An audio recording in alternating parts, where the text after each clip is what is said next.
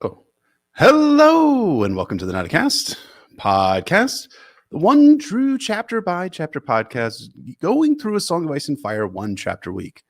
I'm your host, Jeff, better as Bran and Fish, and I'm here all by myself. Where's Emmett? Where'd he go, man?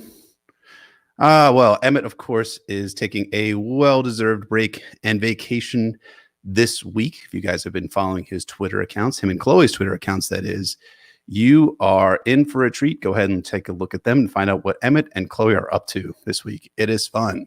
Anyways, welcome to the inaugural Jeffisode titled I Am Right. The 5-year gap was bad, in which in this episode I talk about why I am right and the 5-year gap is bad.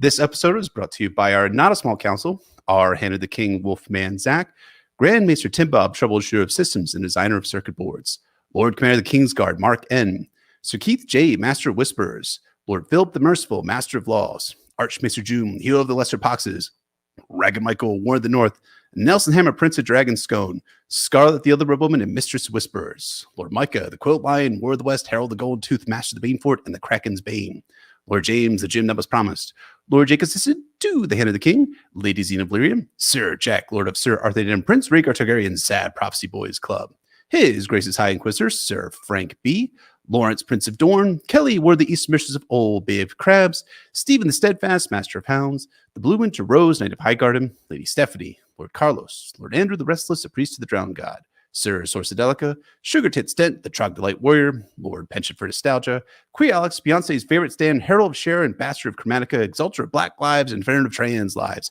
Rainbow Commander, Ladies and Gentle Thems, and the Nauticast, Non-Binary, Not an Army, Haldover, the Way for T-Well, A.A. Ron Dampere, Prophet of the Forsaken, and High Priest of Euron Crow's Eye, Lieutenant Glenn, Lord of H-Town, Veneris of House Colgarian, the first of her name, Princess of Dragonstone, Mistress of Art, the Award, Queen of the Pencils, the Eraser in the first draft, Queen of Monochrome, Devotee the Great, Game of Thrones, Portraits of the Realm, Lady Realist of the Seven Kingdoms, Letter Paints, Maker of Drawings, and the Michelangelo of the Teenage Mutant Ninja Turtles, Lord Adam T., Lady Alexander of Tarth, Sir Christoph Logus, Bloody Scorpion of the Redfield, Defender of the Letter of Kim, and the Wolverine of House Corgoyle, Lady Elizabeth, Mistress of Horse, Face, Lesbians, Sir Josh Snow, Bastard Bounty Hunter of the North, Surveyor, Chief of Parties in the Frozen Wastes, Lord Peter, the Dead Shepherd Reborn, Preacher of the Poor Fellows, Marshal Harrison, absent shipwrecked in the Jade Sea, Grave Rob Stark, the Cadaver Gang, and Horror of Harrenhal, Olaf, proponent of establishing a feudal, pseudo-democratic system of great councils wherein every count votes, Sir Tim, the Knight who is guided by voices, Lord Nick, Thucydides, Lord of Plagues, Sir Jack, Lord of Sir Arthur Dane, Prince Rhaegar Targaryen, Sad Prophecy Boys Club, Part 2, Lady Anna, the Lovely Castellan, Pat Ironwood, the Blood Royal and Guardian of the Bone Way, Luke, Lord of Lone Leaf and the Pillar of Autumn, Joe Snow, King of the Metro North and Protector of the Tri-State, Squire Matt S, Future Matt S, the one who will bring balance to the kingdoms, Lord Kyle, Lord Samuel Seaworth, Sir Max, Lord Commander of the Constitutional Guard, Lady Ivory Dane, aspiring noble author in the Seven Kingdoms, Lady of Starfall, Wardens to the South, and the patron of freewheeling bisexuals, Lady Jamisa is she who suggests the coconuts migrate, Lord Christoph of Arendelle, official ice master and deliverer, the valiant pungent reindeer king, keeper of feisty pants, and prince consort to his ginger sweet love queen Anna. Lord Sir Sipton Brothers, Sir Grizzly Adams, the King's Justice, War of the Kingswood, and the Sheriff of the Seven Kingdoms. Sir Kell, contractor in charge of continually extending the small council table. Lord Travis, Mentat, Master of Ships, and Third Stage Guild Navigator. Lord Anonymous II, Lord Tyler, the prince that promises to wait patiently for the winds of winter. Lord D.B., Sister Winter, the former High Lady who has joined the small council with the new title, Sister Winter, hopeful, romantic, and unrepentant shipper. And Lord Monsef. Thank you to all of our small council patrons. And then at this point, Emmett would say, thank you as always. And all our spoilering, as we say in every episode, we'll potentially be talking about all published books. That is the 5 novels, 3 Dunking novellas, histories, interviews, the Winds of Winter sample chapters, as well as Game of Thrones, a TV show. Anything and everything. So normally here we'd have a question, but not here. We'll resume questions from all of our sworn sort of higher level patrons next week when we return with the Storm of Swords, John 1. For now, let me remind you that we have a Patreon over at patreon.com/notacastASOF. It helps support us. You get awesome shit for supporting us, like our detailed show notes, bonus episodes that cover things like The Winds of Winter or George R. R. Martin's 1982 novel Fever Dream, theories like Who Wrote the Pink Letter, character analysis on folks like Robert Baratheon, detailed explanations of A Song of Ice and Fire historical events like the Greyjoy Rebellion, takes on cinema, like our recent episode coming soon on one of our favorite movies, Waltz with Bashir, questions and answers for our sworn and above patrons where you can ask us questions we forced at gunpoint or sword point, depending on what you really want to do to us. What was I saying? To answer on our weekly episode. It's a free shirt designed by the amazing Mallory, aka Sanrixian, access to the Slack where we fuck off and talk about A Song of Ice and Fire, movies, working out, which I do, by the way, politics, weekly minisodes where Emmett and I go off script and bullshit about A Song of Ice and Fire, and the chapters are covering for like 15 minutes max, and more before we come on air. We're hoping, again, to get to 1,050 patrons because it'd be fucking sick, bro. And when we hit that number, we'll be doing a multi-part analysis of Theon's The Winds and Winners sample chapter. And I think it would just be really cool. Seriously, you can support us for like $1 a month to get our show notes and like $5 a month to get all of those bonus episodes, like our Nobel Prize winning 5-part analysis of Aaron Damphair's The Forsaken, The Winds and Winter chapter, and higher level patrons and higher levels for Q&A, merch, access to the Slack, shoutouts, and weekly minisodes. Buy Grab Thar's Hammer. What a savings. That out of the way, let's get to the synopsis of the 5-year gap. Prologue. New Year's Day, 2008. Interstate 695, the Beltway. A line of steel, plastic, and brake lights bleeds into the horizon. Stupid. I'm so fucking stupid. Another Arctic gust whistles against my car. I can't feel the wind whipping my skin, but I shiver anyways. I throw the heat on. The air hits my face cold, slowly warming until the tip of my nose burns. I let the pain linger. At least I feel something. Oh, fuck. Did I win the wrong document? Oh, how silly of me to advertise the novel Generation, which will sell billions of copies. That novel, of course, being The Cautioner's Tale. Hello, literary agents. My DMs are open on Twitter. I digress. So, the 5-year gap. Let's talk about the 5-year gap, folks. The term, what is it all about? And it should be an easy thing to define, but somehow it's hard and confusing to people. Yes, I've read some people who think the 5-year gap was the 5 years it took for George R. R. Martin to write A Feast for Crows. I mean, they have a point, a wrong fucking point, but I understand. And if you're there snickering to yourself, I didn't think that was the case. Just remember that none of you are free from sin either. So let's define what the 5-year gap actually is. In short, the 5-year gap was a proposed 5-year jump in the timeline of A Song of Ice and Fire between events from A Storm of Swords and the 4th book in A Song of Ice and Fire, then known as A Dance with Dragons. Here's George talking about it in 2013. Well, I came up with the idea of the 5-year gap. Time is not passing here as I want it to pass. So I will jump forward the top 5 years in time. And when I come back to these characters when they're a little more grown up. And that is what I tried to do when I started writing Feast for Crows. So the gap would have come after A Storm of Swords and before Feast for Crows. So that voice. Yeah, I dedicate that George voice to my friend Admiral Kurd, aka Aaron, whose YouTube channel you should already be subscribed to, but his George voice is nearly identical. And seriously, I wasn't trying to plagiarize him. It just kind of came out when I was trying out some George voices, actually the first George voice for this episode. And I also admit it does sound like Mr. Plinkett's voice as well. In developing the 5-year gap, George R. R. Martin may have been inspired by his earlier novel Fever Dream, which, not to spoil too much of the novel, has a rather lengthy time gap around the 2/3 point in the novel. Nothing like a good bang drink. So why did George R. R. Martin decide on a 5-year gap in the first place? Mostly, it's because the characters were not aging up as quickly as he wanted. And mostly those characters have to do with the children point of view characters in the story. The original idea when George R. R. Martin wrote A Song of Ice and Fire was that there would be a natural progression in the age of the characters. But George, being George, kept guarding more and more events into the timeline, which considerably slowed down the chronology of A Song of Ice and Fire, as he talked about in 2013. Now, originally, there was not supposed to be any gap. There was just supposed to be a passage of time as the book went forward. My original concept back in 1991 was I would start with these characters as children and they would get older. If you pick up Arya at 8, the second chapter would be a couple months later, and she would be 8.5, and then she'd be 9. This would all happen within the space of a book. But when I actually got into writing them, the events have a certain momentum. So you write a chapter, and then in your next chapter, it can't be 6 months later because something's going to happen the next day. So you have to write what happens the next day, and then you have to write what happens the week after, and the news gets to some other place. And pretty soon you've written hundreds of pages and a week has passed instead of 6 months or the year that you wanted to pass. So you end a book and then you've had a tremendous amount of events, but they've taken place over a short time frame, and the 8-year-old kid is still 8 years old. Another reason why George R. R. Martin thought the 5-year gap would work in the story was that the dragons, as he talked about in 2005. Arya announced the famous 5-year gap. I was going to skip 5 years forward in the story to allow some of the younger characters to grow older and the dragons to grow larger, and for various other reasons. So, aging up the children and the dragons and various other reasons were what influenced George R. R. Martin to attempt the 5-year gap. But this solution to the problem of the kids aging up fast enough came actually pretty late in the process of George writing A Song of Ice and Fire. In fact, it came between A Clash of Kings and A Storm of Swords. And the first mentions of the 5-year gap came up right after George R. R. Martin published A Clash of Kings in 1998, when George told Elio Garcia Jr., I am not completely certain how long a period of time A Song of Ice and Fire will cover. There will be a gap of about 5 years between the end of A Storm of Swords and the beginning of A Dance of Dragons. But overall, well, we'll have to wait and see. Now, the timing when George developed the 5-year gap is actually pretty fascinating, because it was right around this time that George also decided to sketch out all of the remaining plot details that would be in A Song of Ice and Fire.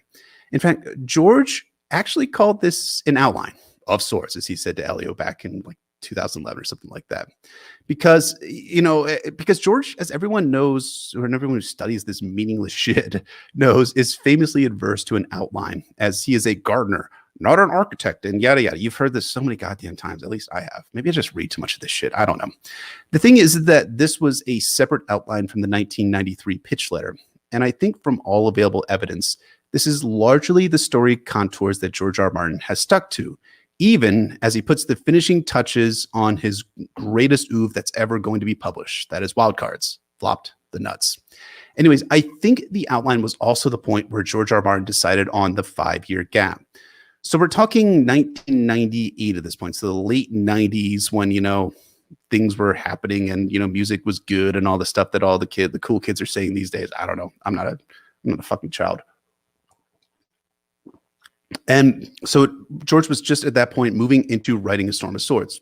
And here's kind of a little theory that I've kind of played around with.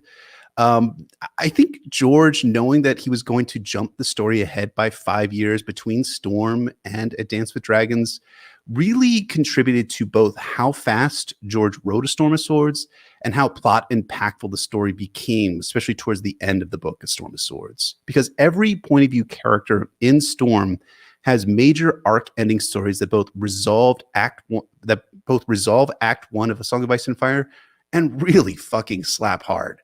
And the reason why all of these plot ending stories slap so hard, I think, was because George knew he had to wrap all of the stories up of A Song of Ice and Fire in order for the 5-year gap to occur.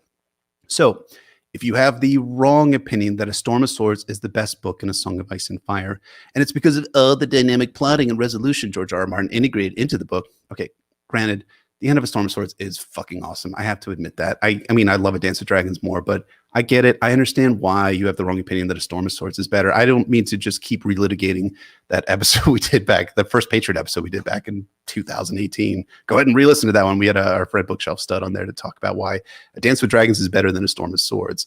But I do think that the reason why that was so awesome is because George, I think you can have to partially credit the 5-year gap for it being that awesome.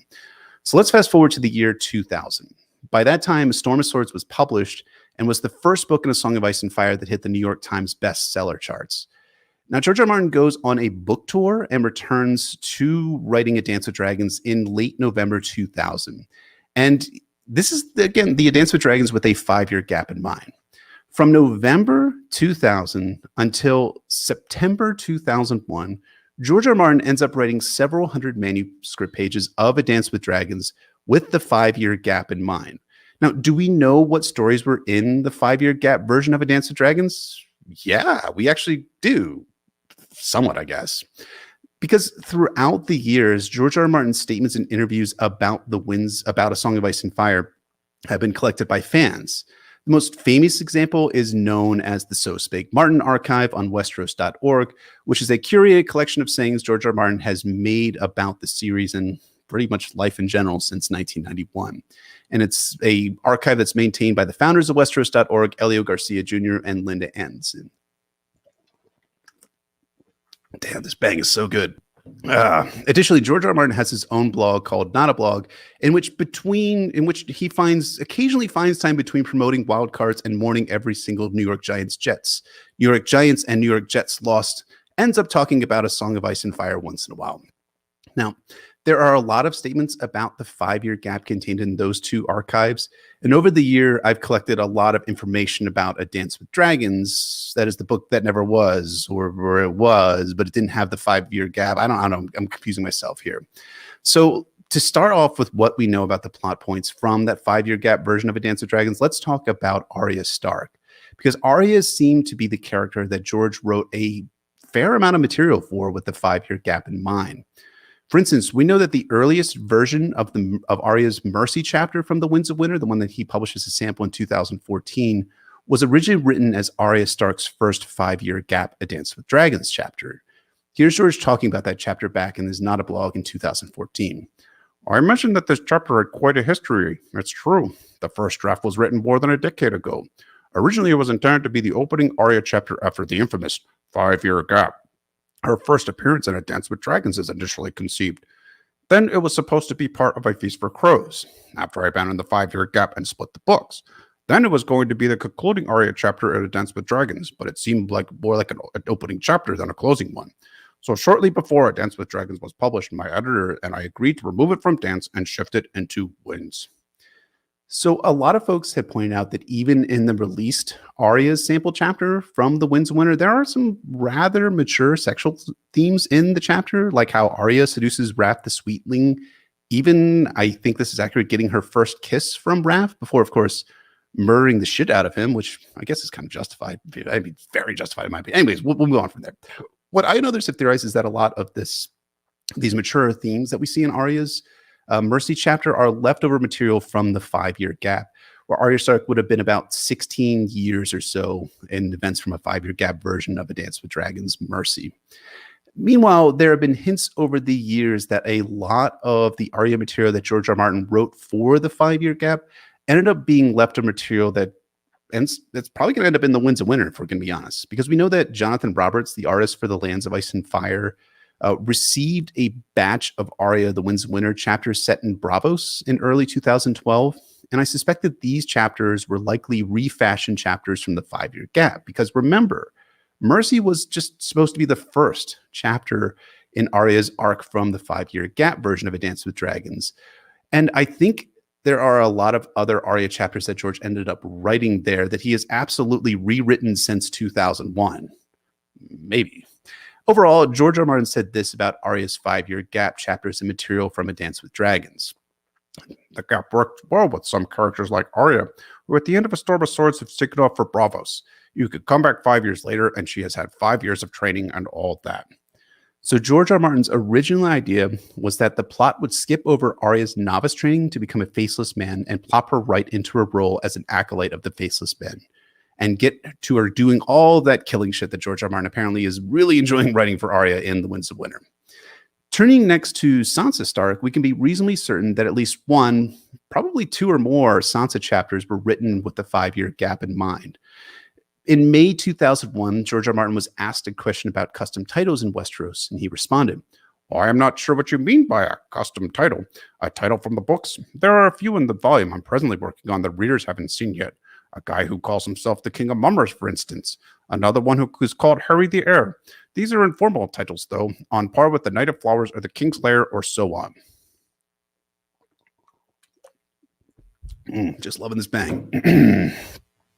The King Among Mummers was Isambaro from the Mercy sample chapter, and Harry the Heir is a figure who should be familiar to those who have read the Elaine sample chapter that George R. R. Martin released as a sample in 2015. We can reasonably deduce then that the Elaine chapter was probably written in its original form from the 5-year gap. In fact, George R. R. Martin hinted at this when he we talked about finishing a Sansa chapter for A Dance with Dragons in 2008, long after he'd abandoned the gap. I'm getting a lot done. Finished an Arya chapter yesterday and a Sansa chapter the day before. And before you guys assume I'm writing a chapter a day, I said finished, not wrote. Large portions of these particular chapters were written years ago. A chapter a day? I wish.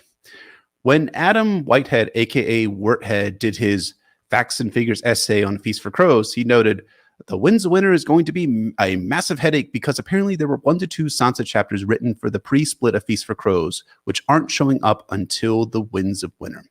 So not a lot of 5-year gap chapters for Sansa. I really think probably the max is 3, but probably more like 2, at least Elaine, and then probably 1 more chapter after that. And, that Sansa material from the 5-year gap is actually pretty similar to what is going to be seen in that published Elaine chapter from the Winds of Winter. Again, Sansa's seduction of Harry the Heir, as suggested by Littlefinger, in similar fashion to Arya's Mercy chapter, reads as a leftover kind of plot point and plot like unfolding from the 5-year gap when Sansa was like 18 years old.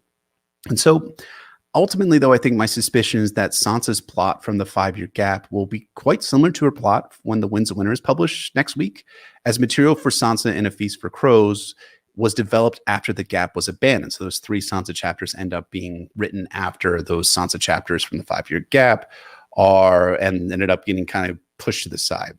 So I think we probably, in the 5-year gap version, we probably open with the turning of the Winged Knights and Littlefinger's plan to reveal Elaine as Sansa and the probable march north for the Knights of the Vale in a 5-year gap scenario.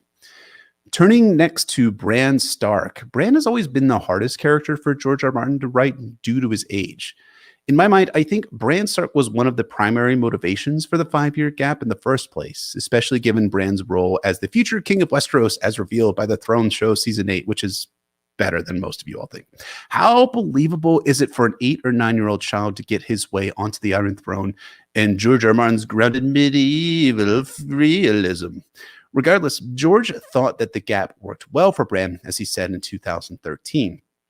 Bran was later taken in by the Children of the Forest and the Green Ceremony, so you could come back and fetch him in 5 years later. That works. Good for him.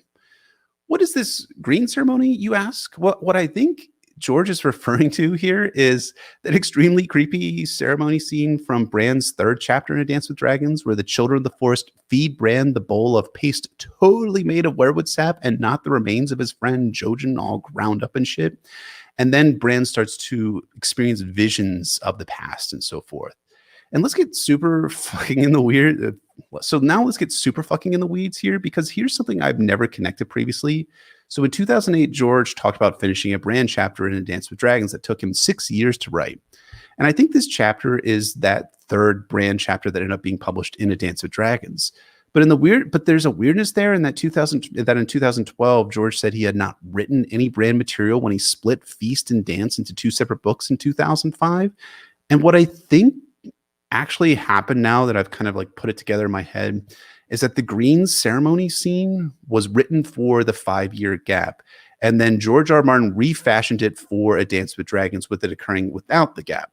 Hence why George said it took 6 years to write that Bran chapter, but he hadn't written anything for A Feast for Crows by the time he split A Feast for Crows and A Dance with Dragons, because all of Bran's material that was written for A Dance with Dragons was written for the 5-year gap and then refashioned and rewritten after the split to fit within the timeline of it occurring right after events from A Storm of Swords. Moving on to Meereen, we come to Dany, and we have a sense of the plot George had in mind for her story in a 5-year gap version of A Dance with Dragons. In 2011, right before A Dance with Dragons was published, George was interviewed by Elio Garcia Jr. on Westeros.org about the book he was about to publish, and talked a bit about Daenerys in A Dance with Dragons. There's a Dany scene in the book, which is actually one of the oldest chapters in the book, that goes back almost 10 years now. When I was contemplating the 5-year gap, Martin laughs here with some chagrin, that chapter was supposed to be the first Daenerys chapter in the book. Then it became the 2nd chapter, then the 3rd, and it kept getting pushed back as I inserted more things into it. I've rewritten that chapter so much that it ended up in many different ways. So what Dany scene was this? Well, I think the context clues point to it being the Daznax pit scene from A Dance with Dragons, which ends up being Daenerys' 9th chapter in the book A Dance with Dragons, when Drogon returns to Meereen. What's interesting about this scene was that when George later read it as a sample for A Feast for Crows, because Dany was originally going to be in A Feast for Crows in 2003, the scene did not have Dany flying away atop Drogon, as it appeared in the published version. Though this may be due to the fact that that George didn't want to spoil the ending of the scene of Dany becoming a dragon rider. Seems fair to me. Did she fly away atop Drogon in the 5-year gap version of Daenerys 9? It's hard to say. But if this was the intent, it meant that the original Dany arc would have had her not sticking around Marine at all for a Dance with Dragons. Instead, she would be out on the Dothraki Sea, hanging out with all of her Dothraki friends there and probably conquering them and uniting the Khalisar together. So we would not have a Marinese arc for Daenerys in A Dance with Dragons. So that's the Stark siblings and Daenerys. And those are spots where the 5-year gap worked somewhat to very well for these stories. Let's turn to characters where it started to not work out so well, starting with Jon Snow and the King, Stannis Baratheon. At the end of A Storm of Swords, Jon has just been elected Lord Commander of the Night's Watch, or LC of the Night's Watch. Yes, when we say LC, Lord Commander, you get it? Are you listening? And had a king to face. That was his final line from A Storm of Swords. Love to bang. That was a pretty dynamic jumping off point for the story. And George Martin had written himself into a corner where there'd be some pretty massive plot unfoldings in the story that would have occurred in those 5 years. However, George R. Martin's first thought was, nope, nothing much is happening up at the wall for 5 years, as he said in 2005. He was writing chapters where Jon thought, well, not a lot has happened in those past 5 years. It's been kind of nice. In 2013, he recalled how this was not a good way for the Northern story to unfold. The Jon Snow stuff was even worse because at the end of the storm, he gets elected Lord Commander. I'm picking up there and writing, well, 5 years ago, I was elected Lord Commander. Nothing much has happened since then, but now things are starting to happen again. In the case of the North, the 5-year gap reads as inauthentic storytelling, at least in George's mind as he's writing the story, because it's an artificial time gap that would have made Jon's story seem kind of strange and not terribly compelling. And I'll unpack that a little bit later on. With Stannis, it's really fucking hard to imagine that Stannis is just like, just hanging out the wall, just hanging out with my friends, enjoying the time. All those traitors are sitting in the Iron Throne. I'm just going to hang out here. No skin off my back, right?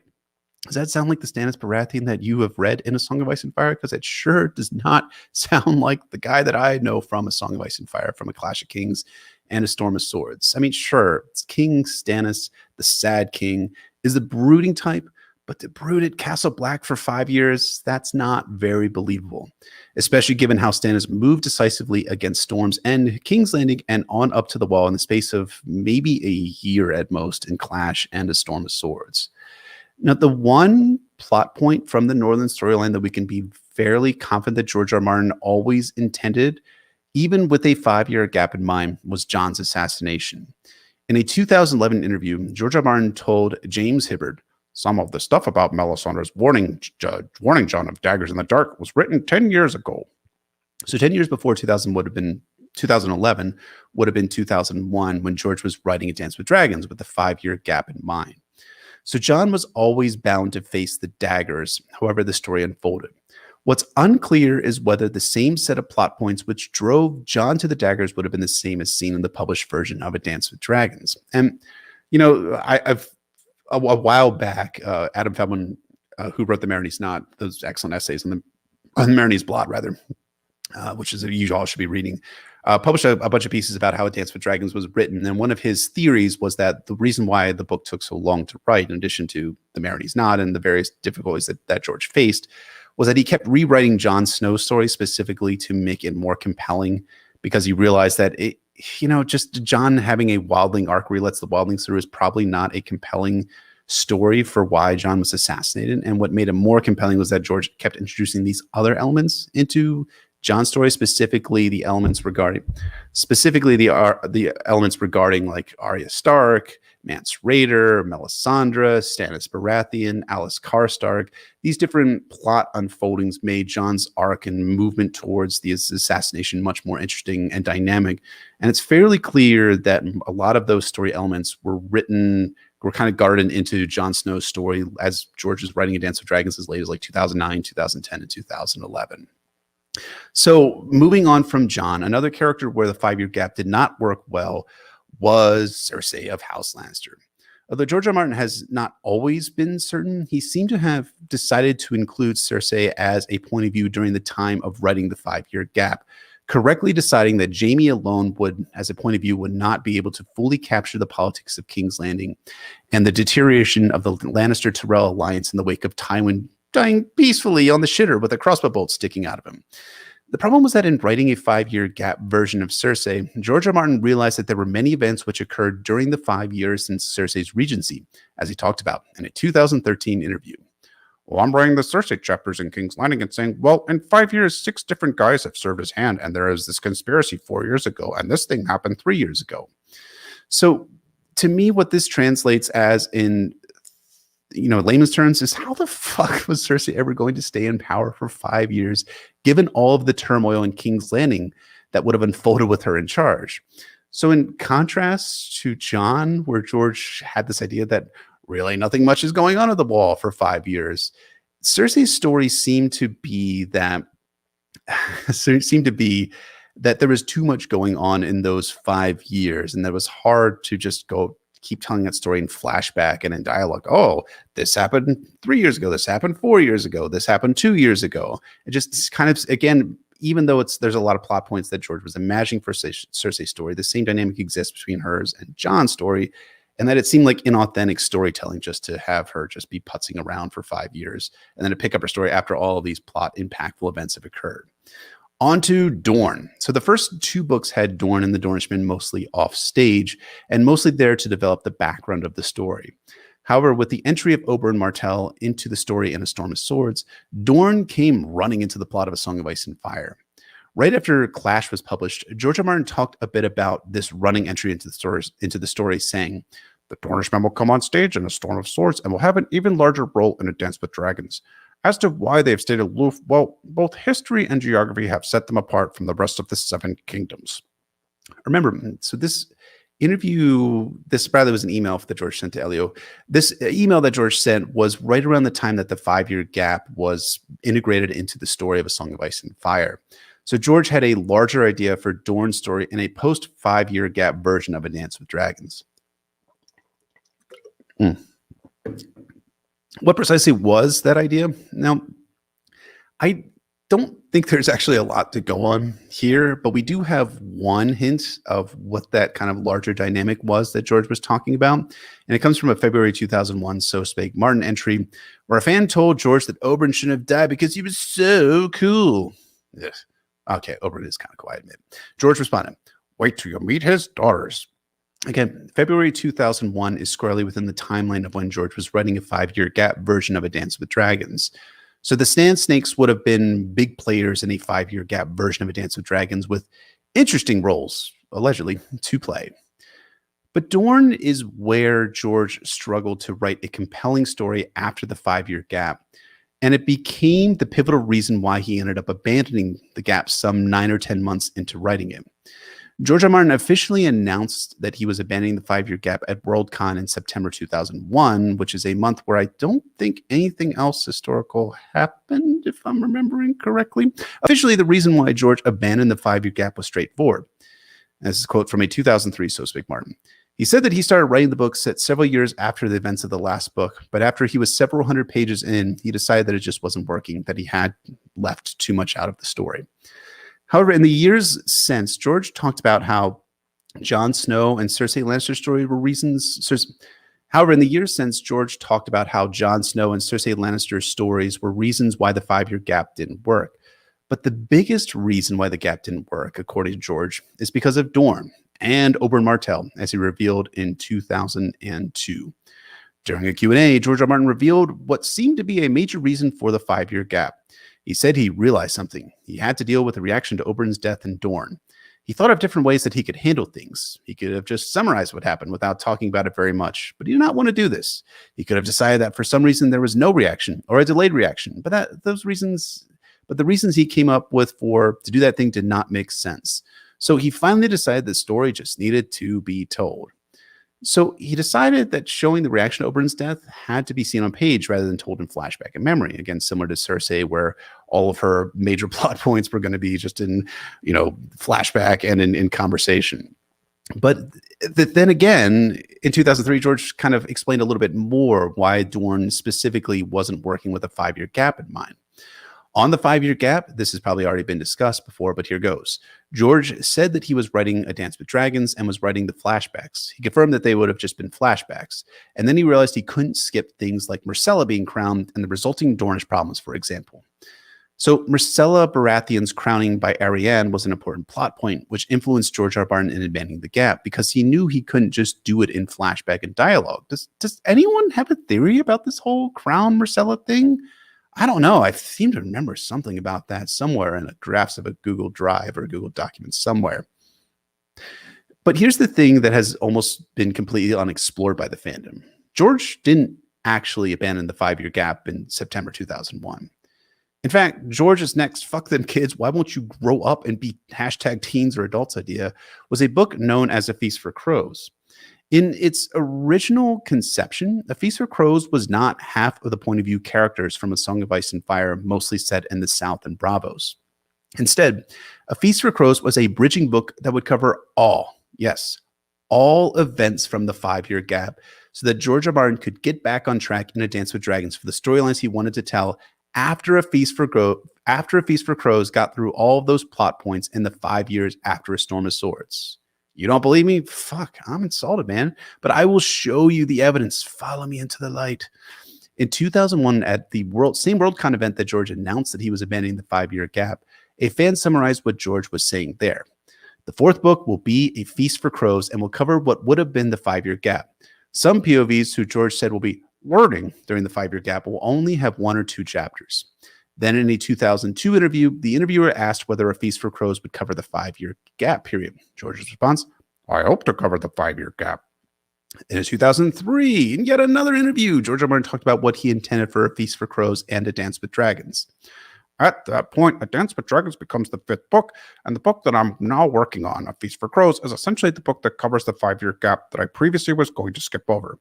Oh, that's an oversimplification to an extent because it takes a certain amount of restructuring, and some of the events that were going to be in the 4th book are pushed to the 5th book while others remain. Now, here's the craziest thing. Even as late as February 2005, a mere 3 months, yes, 3 months before George made the decision to split A Feast for Crows and A Dance with Dragons into 2 books, George made a convention appearance and was reported to have said this. George thinks there are going to be 6 books in the series, but he laughed and said that of the 5-year gap, A Feast for Crows has only covered 4 months so far. Others have mentioned 7 or 8. Now, look, I know I'm a fucking nerd about all of this shit, but this is kind of mind-boggling that George was still hoping that A Feast for Crows would cover the 5-year gap. I mean, at this point, George had like 1,300 plus manuscript pages for A Feast for Crows and had pushed the story along for only like minimum of 4, maximum of 8 months. I mean, come on. I mean, for reference, just to think about like how the publishing works, especially for A Song of Ice and Fire, A Storm of Swords was 1,521 manuscript pages, and A Dance with Dragons was 1,510 manuscript pages. What I'm saying is that it seems pretty goddamn impossible that George could either edit his work or simply jump another 50 plus months of the timeline in the remaining 200 manuscript pages of space he had left. I mean, my God. Bang.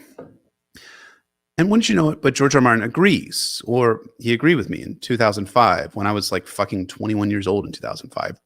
And I never even heard of books before. I mean, to this day, my question remains, what are books again?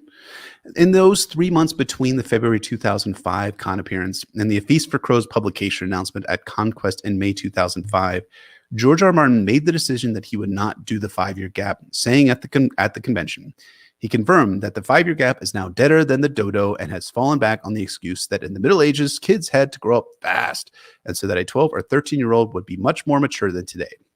He wanted the books to cover a much longer span of time and blames himself for setting the first Catelyn chapter into Game of Thrones on the same day that Robb and Jon find the dire wolves in the snow, which is just adorable.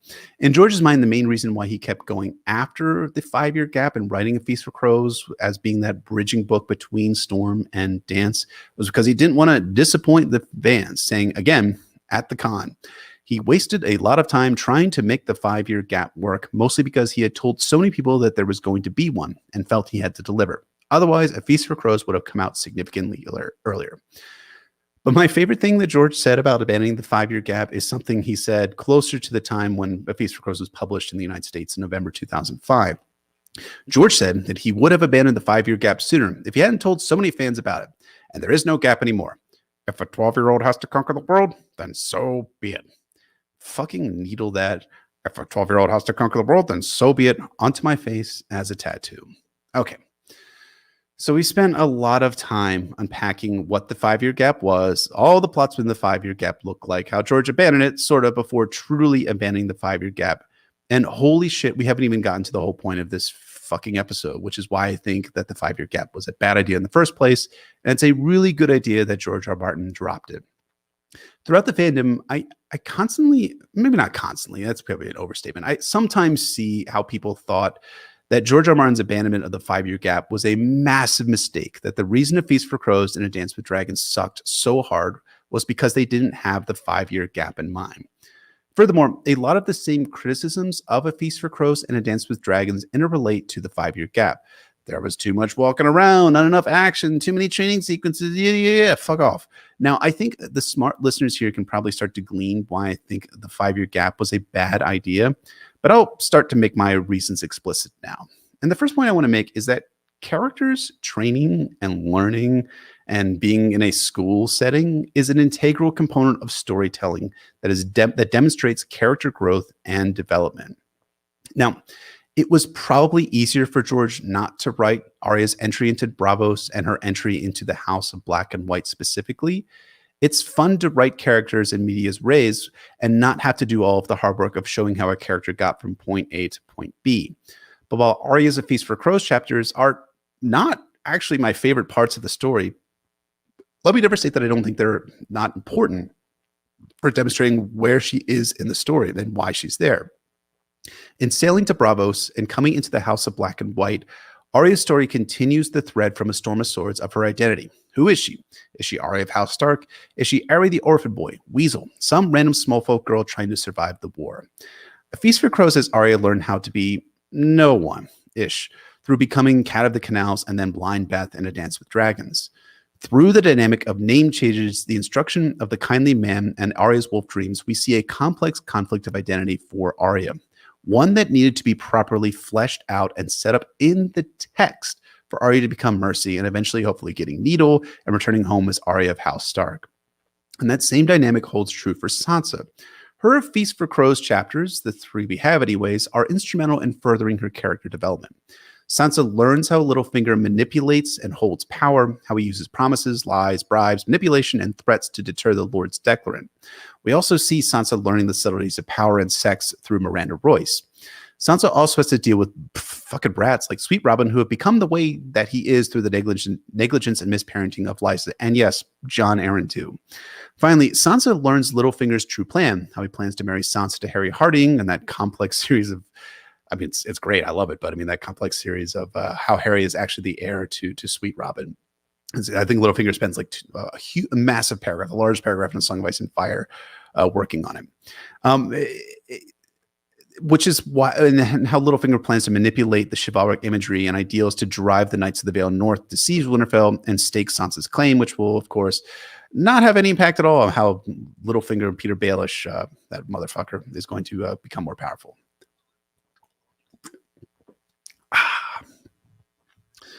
Now, many people, and I count myself as one of them, think that Sansa Stark's story in later seasons of the Throne show was a dud because the show simply made Sansa politically smarter than everyone else without the requisite training arc she had in A Feast for Crows. George nearly made the same mistake with a 5-year gap version of Sansa. In my opinion, if Sansa showed up on page after the 5-year gap as politically savvy, it would have seemed like cheating the story, in the same way that a smart Sansa in the later Throne show was unsatisfying without the requisite training arc as seen in A Feast for Crows.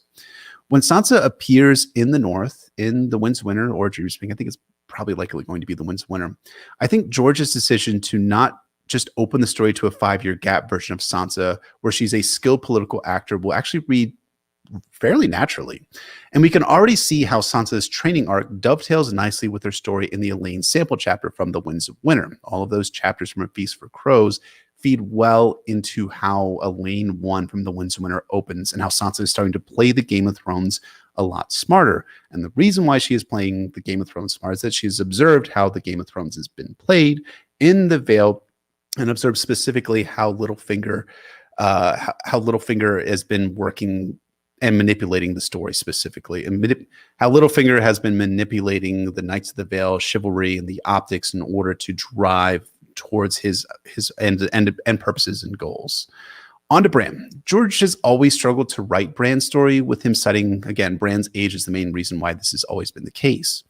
For reasons I'll detail a bit later, Bran's story may have been the spot where an aged-up Bran might have worked best. However, his 3 chapters from A Dance with Dragons, 4 if you count the one that was cut to The Winds of Winter, like literally like a few weeks before the book was declared done, demonstrate Bran's character development as well as introduce important story elements like all of the cannibalism, which will come hot and heavy in The Winds of Winter. Additionally, Bran is the character with the closest tie to the magic of the series, and Bran's 3 dance chapters, especially his 3rd in the book, start to show the mechanism for how green-sight, skin-changing, warging, heart trees, and blood sacrifice intermix in the magical world. Moreover, meeting the 3-eyed crow, who is of course Bloodraven, by the way, shut the fuck up, is one of the spookiest, best horror scenes in the books. The 3-eyed crow is vital for Bran's character development, and him being attached to the roots of the weirwood tree shows Bran how he could end up if he ends up kind of becoming detached from his humanity. For that matter, yeah, the Throne Show did a version of the 5-year gap with a 1-year gap between seasons 4 and 6 for Bran. Bran was not in season 5 of the Throne Show because the showrunners wanted his training under Bloodraven's tutelage to occur off-page. Did that make for a more satisfying storytelling for Bran?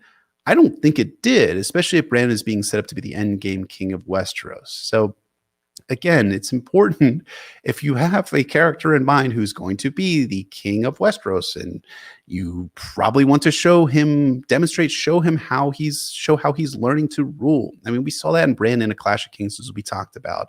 In that, Bran's story in Clash specifically has a lot of foreshadowing for him becoming the king of Westeros, because he is he's learning a lot from Luwin and Cassell and all of these different characters in Winterfell, and the Harvest Feast specifically is just very telling as to how Bran is becoming a good leader even as a child. If you skip over a lot of that training that Bran is undertaking under Bloodraven, who again was Hand of the King for a short time, and Master Whispers, I think you end up shortchanging the story in the long term. Let's get to Dany. So one of the mysteries for Dany's story in the 5-year gap was what happened at the end of her first 5-year gap chapter. Was she going to fly away atop Drogon, similar to what happened in Dany's 9th chapter in A Dance with Dragons? Or would she have stayed in Meereen and faced many of the same obstacles that she encountered in the published version of A Dance with Dragons? For the sake of argument, and because I think this may have been the case, I think one version that George wrote for Dany, probably the first version, was that she ends up flying away from Meereen at the start of her first 5-year gap chapter. And that's bad storytelling, bro. Many fans are particularly critical of Dany's A Dance with Dragons story in the published form because they're frustrated by the malaise of Meereen and how terrible Meereen is as a setting. What all of these fans miss is, rational judgment and thinking, critical thinking. But I mean, also they miss how Meereen is vital to understanding Dany's character evolution. Because at the end of A Storm of Swords, Dany decides to stay in Meereen to learn how to rule, thinking it will be a good experiment for her to rule a city-state prior to staking her claim to the Iron Throne. However, this turns out to be an exceptionally hard task, as Dany is met with violent resistance, especially from the great masters of Meereen through the Sons of the Harpy, and then from the external threats like Yunkai and her allies. Moreover, Meereen turns out to be extraordinarily dynamic in exploring Dany's human heart in conflict with herself, as she makes costly, perhaps too costly, sacrifices for peace when a big part of her just wants to roast her enemies and go conquer Westeros. Understandable. If her first chapter in A Dance with Dragons was her flying away, and I admit, that is not certain, it would have undercut the whole point of her being in Meereen in the first place, to learn how shitty it is to actually rule. And while I think Dany's pathway to nuking King's Landing weaves its way through Meereen, I do think, like, if you end up cutting all of that stuff out where Dany is like really trying hard to be a good ruler and to rule peacefully these people that fucking despise her, I think that really undercuts the events from King's Landing that'll probably occur at the end of the book. Because I do think that Dany does ultimately choose fire and blood over peace at the end of her arc. Dragons plant no trees as what is, a big part of her story at the end of A Dance with Dragons. And you've heard all of this before, so I feel like I'm kind of retreading already well-tread ground. And but I believe that Dany 10 was an exceptionally well-earned plot resolution, which sets up her role at the end of her arc. And then there's Jon and Stannis. Boy, I have no idea how George planned to pull off Jon and Stannis' story with a 5-year gap in mind. Because, George already outlined his reasons why it worked worse for Jon, given that nothing was happening in the Wall for 5 years. And that didn't make a lot of sense plot-wise. But the thing I want to drive home is how Jon's arc in A Dance with Dragons works best with him just assuming the role of LC of the Night's Watch. For one, Jon's recent experience with the wildlings makes him the only figure truly sympathetic to the plight of the wildlings and makes his desire to bring them south of the Wall that much more poignant and believable. Secondly, Jon and Stannis were bound to come into conflict, and there's no way Stannis just sits around the Wall while usurpers sit the Iron Throne. It just doesn't make sense. Ask Sir Frank B. Ask him. He would know. Third, A Storm of Swords has Jaime discover that Arya is being sent north to marry Ramsay Bolton. Given Jon's love for his sister, Arya, does it make any logical sense for Jon just to stew on Arya being given to a monster to marry for 5 fucking years? Does that make any sense for Jon's story at all? No, it doesn't. And what in the world are Mance and Tormund doing for those 5 years? Finally, and this is probably the most important point, an inexperienced and young Jon Snow trying his best, making mistakes, and then dying reads as far more believable and tragic than an experienced LC Jon Snow in his 20s getting murked. The tragedy of Jon's arc in A Dance with Dragons is that the kid did his best, but he was undone by a number of factors. But one of the primary ones was his youth and inexperience. Of course, Ned Stark made his mistakes and lost his head, and he was in his mid-30s, like this guy. But I always felt like one of the points of Jon Snow's story was that a lot of his mistakes came as a result of how young he was. And I think it just makes it a better story that Jon is 17 years old when he's LC of the Night's Watch. So when he ends up getting kind of murked by his own dudes, you really get the sense of, it's that, I'm trying to remember what scene it was from A Song of Ice and Fire where someone's looking at a dead kid. It's like when you looked at him as he's dead, you realize how young he actually was. And I think there's that sense of tragedy. There's that image that makes it what happens at the end of Jon's story in A Dance with Dragons that much more better. It's a better storytelling to have him getting murdered at the age of 17 than having him getting murdered at the age of 22 and 23. Because, I think it's a much more believable story and one that I think is much more compelling in the long term. So that's Jon. Let's turn to Cersei and Jaime's stories. And the biggest point in her story is that within the 5-year gap, it was just, again, I feel like I'm just repeating, I'm just kind of regurgitating what George was saying here, but her story is just too goddamn interesting to be told in flashback and in conversation. I mean, we really had to see the Lannister twins' reaction to Tywin Lannister's death, because I think those scenes are just incredibly dynamic. Jaime standing sigil over Tywin's body silent as Cersei starts to misrule Westeros is a really good story. Meanwhile, all of the conspiracies that Cersei weaves as Queen Regent are again just too good to tell in retrospect and flashback. And it's hard as well, thinking about the kind of a larger plot point, to imagine that the Tyrell-Lannister tensions would just simmer for 5 years without boiling over at any point. Doesn't make any sense. Like, can you imagine Cersei just living with Marjorie, married to Tommen for 5 years before moving against Marjorie? No. And how about Jaime? Does he just sit around not doing anything after Tyrion revealed that Cersei has been cheating on him with the Kettle Black brothers and Moonboy for all I know? I don't think so. Ultimately, the 5-year gap storytelling in King's Landing would have failed because of that old writing saw. Show, don't tell. I think that's a big part of what makes that story specifically not good, a 5-year gap version of Cersei and Jaime's story, because you would have been like, oh yeah, Jaime has been thinking about what happened 5 years ago when Tyrion told him about, what Cersei's been doing. And then he has no reaction. And then he starts to have an emotional reaction. And then Cersei as well is just, she's apparently keeping it together for 5 years. Then all of a sudden she has a break after a 5-year gap and starts to misrule Westeros. I don't think that happens. I think all of that is just bad storytelling in the long term, and it's a good reason why George abandoned the 5-year gap. And then finally, let's talk about Dorne a little bit. The main reason why George abandoned the 5-year gap. If Dorne is as important to the future of the story as it seems to have been in George's setup, we needed to see how the Dornish reaction to everything happening in the story unfolded.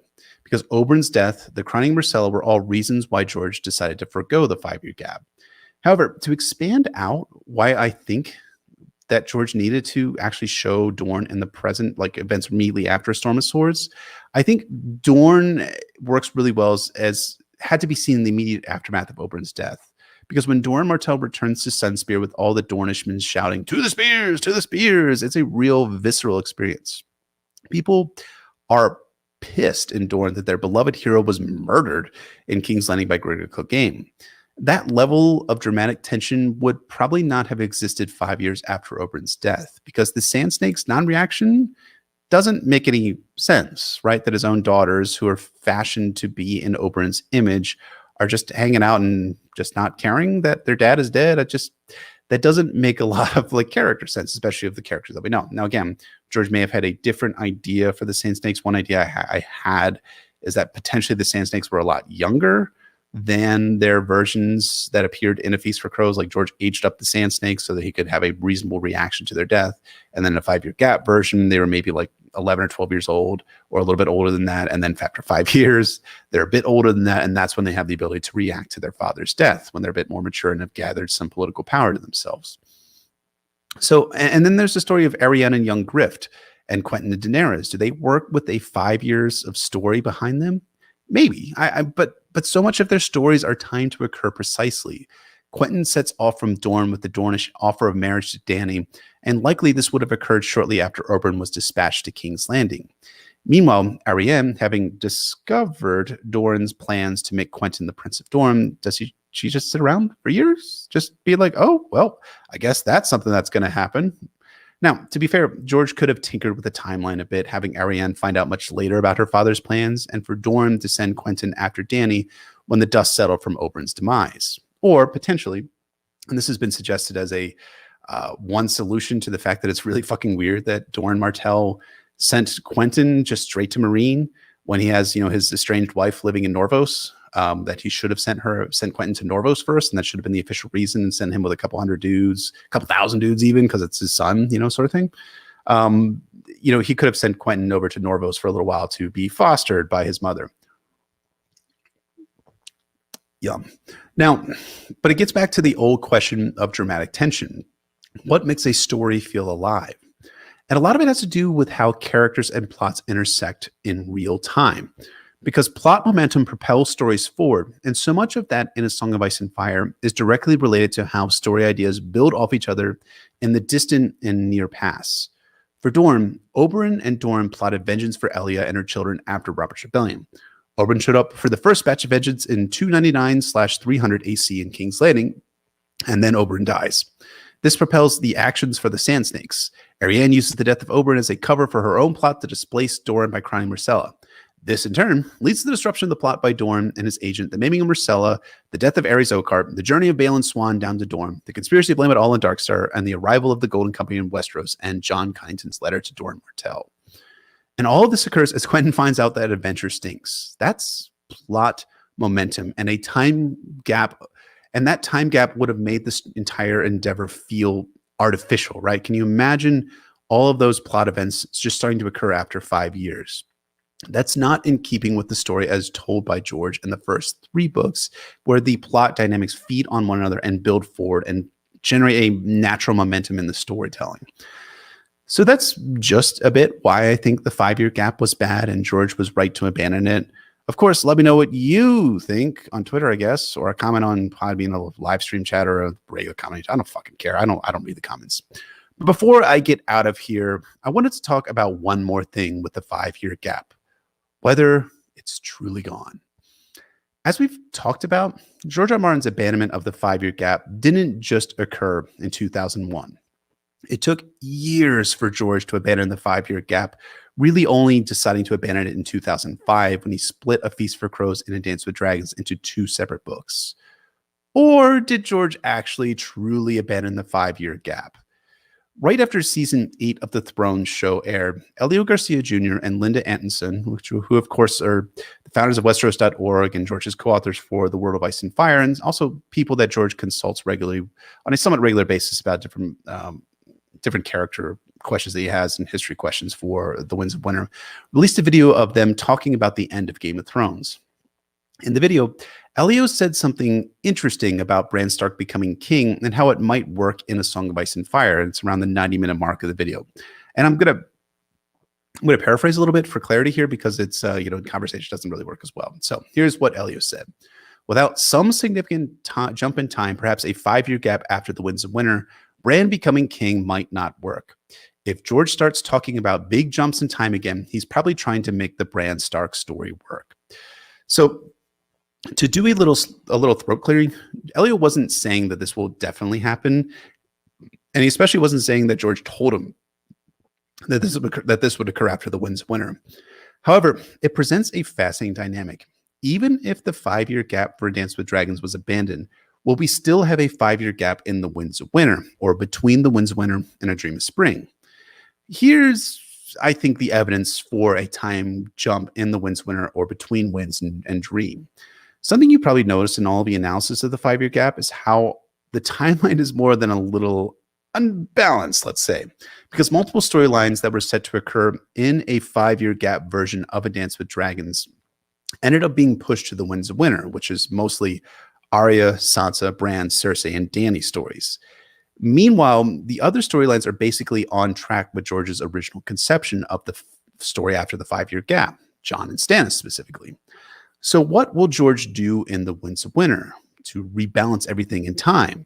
Because he has to try and time everything to occur in the most dramatically satisfying way possible. Moreover, is it believable that a young boy, a Stark boy at that, would sit the Iron Throne, especially given all of the tumult associated with Joffrey, Tommen, young Griff's, and Dany's short and violent reigns? Perhaps not. So Bran, as an aged-up character, may work to offset this. Meanwhile, if Sansa becomes Queen of the North, which is something I absolutely think will happen by the end of A Song of Ice and Fire, her being an 18 or 19-year-old queen would work similarly as a more believable or realistic plot realization. Again, I don't mean to quote Roose Bolton as the authority on anything, but he does make that mention in week 3 from A Dance with Dragons that boy lords are the bane of a realm, essentially, which I think is something that Westeros is kind of learning, right? Because you've had a lot of child kings in Westeros recently and child rulers, and it has not turned out so well for the subjects of those kings and those rulers. Ultimately, though, I don't think a 5-year gap is going to happen between The Winds of Winter and A Dream of Spring, or sometime in The Winds of Winter. And I think that the story parameters are locked in with the last 2 books. Again, I go back to that quote about, if a 12-year-old kid has to conquer the world, then so be it. That reads like George is just going to power forward with the story, set without a jump forward in the timeline.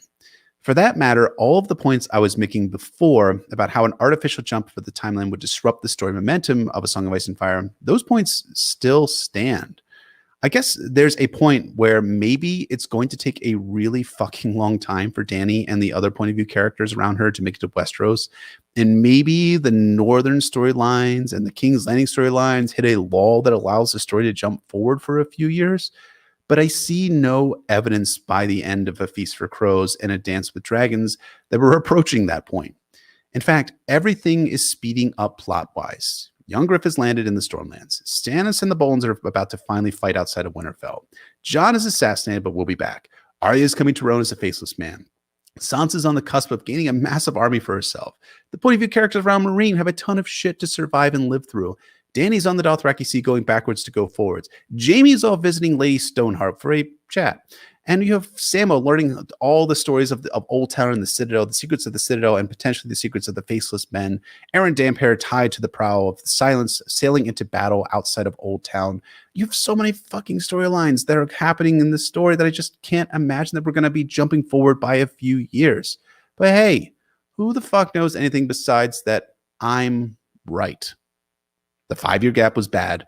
George was correct to abandon him, and you are a fucking coward if you disagree with me. So I think that's going to wrap us up for this analysis of the Jeffisode, why I think the 5-year gap was bad and wrong. As always, thank you so much to everyone for listening. If you have the chance, please rate and review us on Apple Podcasts, Google Podcasts, SoundCloud, Podbean, Spotify, anywhere and everywhere you find our podcasts. You can check out our Patreon at patreon.com/NotaCastASOF. Follow us on Twitter at NotaCastASOF or shoot us an email at NotaCastASOF@gmail.com. You could find me at Brendan Bfish on Twitter, Brendan Bfish on Reddit, and our website is BrendanBfish.substack.com. And I never get to like shout out all of the people for our High Lords and Ladies, so just figure I'll just do it here because I think it's awesome. And thank you so much for your support. So thank you to all of our High Lords and Ladies on Patreon. Red Relu himself, who has renounced his allegiance to the Squishers, Lady of 1,000 Words, Septa Maribel, the Shoeless Sage, Sister Winter, Lady of the Wolfswood, Nessie the Elusive, War of the Neck, Defender of the North, and the Keeper of Secrets, Sir Thomas the Raven Knight, Lord of Blackwood, Sir Way of Course, Matt, War of the Sanguine Shores, Lord Sam K, Wisdom Benjicott, Alchemist of Sets and Quana, the Mage of Arts and of Boole and De Morgan, Tibbs, the Great of House Catnapping, Lord J. Mannerly, Baker of the Frey Pies, Septon Mariful, Head of Hair, Lady Silverwing, Kabat the Unfrozen, Lord of the Bricks in the Castle Crimson Light, Sir Keith of House Corbray, Wielder of Lady Forlorn, Lady Andrew, Word of the Dubai Sands, Lord Young of the Ghost Woods, Lady Mira Reed, Wielder of Dark Sisters, Slayer of Tinfoil, Sir Will of the Anarcho-Syndicalist Commune, Lord Clay, Sir Small Paul, Guardian of the Stonehaven, Defender of Donatar Castle, Septon T-Bone, the Low Septon, Refined Wrangler of Icy Arachnids, Lady Veronica, who has abandoned the inns of the Lady Veronica, who has abandoned the orphans at the Inn of the Crossroads to become the Queen of Memes. Shame on you. Lady Danielle of House Lannister, Titanium Pirate, Lady Joan, Lady Ranger of the Frost Fangs, Sydney of House Quo, Princess of Friendly Black Hotties in the Summer Isles, Random, Fierce Protector of Cripples, Bastards, and Broken Things, Sir Lady Jordan, Defender of the God's Eye, Lord Peter, Not Betire, Drinker of Strong Wine, and Lord Commander of the Flat Planetos Society, Lady of Rainy Afternoons, Word of the Lake, Lady Ken of House Motown, Goddess of Sips and Wines, Sir Andrew of H-Town. Thank you to all of our High Lord and Lady patrons. We appreciate it. It's all amazing that you all support us. Thank you so much. So join us next week for A Storm of Swords John 1, in which Emmett returns, because you're probably going to be fucking tired of this face, as for his doppelganger and / boyfriend, Mance Rayder, who has just a few questions for sad boy Jonathan Snow. And of course, as we said last week, we'll be joined by returning guest Micah, the Quilled Lion, as one of our small council patrons. So see you all then. And yes, I will stick around for a few questions on the 5-year gap or whatever you all want to talk about. Thanks so much for listening. Thank you so much for your support, and we'll see you next week for A Storm of Swords, John 1.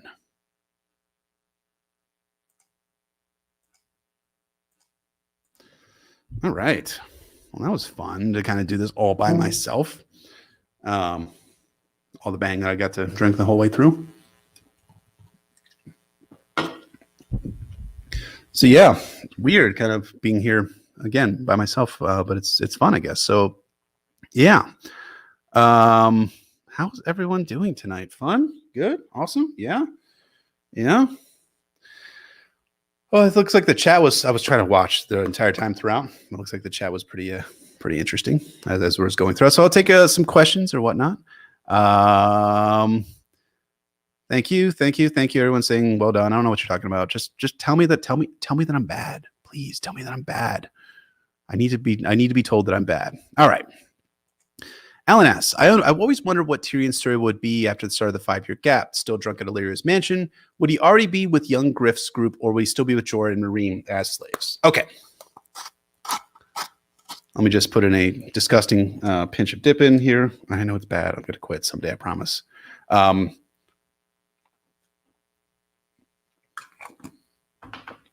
this is interesting. Here's what we know about Tyrion's story from A Dance of Dragons, at least the 5-year gap version of it. So we only know this because we only know this because of things we know in the past. So we know that George wrote 4 chapters for Tyrion before he split A Feast for Crows and A Dance with Dragons. The really interesting thing about these chapters is that the idea was that you'd have these 4 chapters which would jump Tyrion's story forward to the Winds of Winter, or rather to A Dance with Dragons. So again, these were A Feast for Crows chapters. And what I think was originally going to happen for those 5 years is that Tyrion would go on a long journey to get to Dany. And I do think he would end up with Jorah Mormont at some point in the story itself, or somehow end up in Meereen. I think what would have happened in the 5-year gap version of A Dance with Dragons is that we'd have Tyrion showing up at Daznak's Pit. Because one of the things you find out in Dance with Dragons is that what happens is that Tyrion and Penny are 2 of the people that Dany sees in Daznak's Pit. And I do think that would have been how Tyrion's story would have opened, with him, not with Penny, because Penny was invented much later in the story. With Tyrion being there in Meereen, showing up in Meereen, again, the kind of medias res type of storytelling. I think that's something that would have been which would have happened there. And I think we would have had a lot of storytelling of Tyrion being in Meereen and intersecting with Dany. Another thing I've thought about a lot is, George has said for years now that Tyrion and Dany will intersect at some point in the Winds of Winter. What my suspicion is that is actually potentially some leftover material from a 5-year gap version of A Dance with Dragons, where George is kind of like working through the particulars of how Dany and Tyrion will intersect. And I think we would have had Dany and Tyrion intersecting in A Dance with Dragons rather than in the Winds of Winter, as it's going to come out in the published form. So I think that's really what you're going to see with what we would have seen with the 5-year gap version of Tyrion, is Tyrion being in Meereen, then intersecting with Dany later in the story, and then him assuming the role of Hand of the King. I think it's interesting because we have a kind of a version of that in the Throne show, the bad show, as some people say, in season 5, where Tyrion just shows up in Dany's court and he becomes Hand of the King by the end of season 6. I think that's the same sort of plot trajectory we would have seen with the 5-year gap version of A Dance with Dragons in mind. So yeah, that's what I think. I think it's a really good question, though. I know some of the characters that you all love, I didn't really talk about a lot in the 5-year gap version. The reason why is that I don't have a lot of information. Like Tyrion, there's nothing that George has said about Tyrion's story which would have occurred in the 5-year gap. But I think that's logical to make sense that's how he would have told the story. Another character I thought about, and I wrote about this like years ago at this point, when I was younger, I guess. You're always younger, years ago. Is that, like there are certain like plot events that were foreshadowed in A Storm of Swords that end up occurring in A Feast for Crows, which I think probably would have occurred in a 5-year gap version of A Feast for Crows. And that, like, the stories I'm thinking specifically are like the Siege of River Run, which of course you have the Ghost of the High Heart, prophecy to Arya from like her 6th or 7th chapter from A Storm of Swords. I can't remember off the top of my head. And in which, you have her saying that River Run is going to come under Lannister siege soon.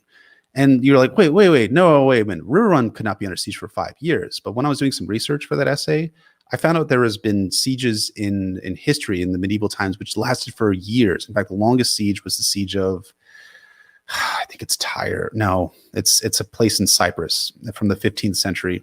God, I wish I could remember this off the top of my head. But the siege lasted for like 21 years. And, we have those, the Blackfish referencing in that Jaime chapter from A Feast for Crows, how he's like stored up all the food, like he's basically stripped the land bare of food. And so you can see a version of like the Siege of River Run still being in effect in 5 years. And you can see like Cersei being like, Jaime, just go fucking resolve this thing. I mean, it's been going on for too long at this point. So I think we would have seen that happen. I think you would have had Jaime going off to River Run to resolve the siege of River Run itself, because the Freys would have fucked it up because they suck and they're terrible and they're awful. But I do think that that's probably one dynamic you would have seen, is having, a Siege of River Run occur. Also, another thing that I found in some foreshadowing in A Storm of Swords is that at the end of Dany's story in A Storm of Swords, you do have Dany hearing about Yunkai gathering up allies, preparing to move against Dany, and you also have her learning about that the Yunkish have sent up envoys up to Vaes Dothrak to kind of bring a Khalasar down on Meereen itself. I think that's probably something we would have seen in 5 years, maybe. It just seems like such a dynamic. Like what I'm saying is, we probably would have seen the Battle of Fire occur after a 5-year gap, or in the 5-year gap version of A Dance with Dragons. I mean, I would hope so, because I mean, those Battle of Fire chapters are hot, are really, really good. Again, though, they were written pretty late in when George was writing A Dance with Dragons, when he thought the Battle of Fire would occur at the end of A Dance with Dragons. So I think you would have seen the Battle of Fire with a 5-year gap version in mind of A Dance with Dragons. That's something else that I've seen. I wish I could remember some more of the examples that I found of foreshadowing from a Dance with Dragons, foreshadowing from A Storm of Swords, which ended up being which would have been integrated into the 5-year gap version of the story. But I'll try and link the essay if I can find it when I publish this as a regular episode. Let's see here. Pedro asks, a question not related to the 5-year gap. Which of George R. R. Martin's other works have you read, and have they changed your perspective on A Song of Ice and Fire? Okay. So I've read, the first book I read after A Song of Ice and Fire that George wrote was Fever Dream, which, of course, if you're one of our patrons, you know that we're doing a chapter-by-chapter analysis of right now. Fever Dream is an excellent book. It is very different from A Song of Ice and Fire in terms of its setting and its characters. So, without spoiling anything, the brief synopsis of the book is that it's a vampire novel set in the antebellum South. It is a story about steamboats, primarily, with several major characters. The big ones being Abner Marsh, and the other point of view character being Sourbilly Tipton. It's a really interesting story because, for a couple reasons. Without spoiling the end of the book itself, Fever Dream really made me really believe that George R. R. Martin can pull off an ending really, really well. The end of Fever Dream is just an amazing unfolding of all the plot points. It's so emotional and so compelling and so bittersweet too. You know, George has talked about how A Song of Ice and Fire will have a bittersweet ending, which is something we saw a version of in the Throne Show. But I think it's gonna end up being so much better when we get to A Dream of Spring. George can pull off endings really, really well. It's not just that he keeps writing and writing and writing. I mean, he does, but at some point he's going to come to an end. So Fever Dream is one of those stories that I think just shows that I changed my perspective on whether George R. R. Martin can actually pull off an ending, and he really does. The second book I read is actually my favorite George R. R. Martin story, and that's the book Dying of the Light, which my friend Matt, Joe the Magician, aka Matt, is doing a chapter-by-chapter analysis up on his Patreon. So if you are not patrons of Joe the Magician, please check out his Patreon.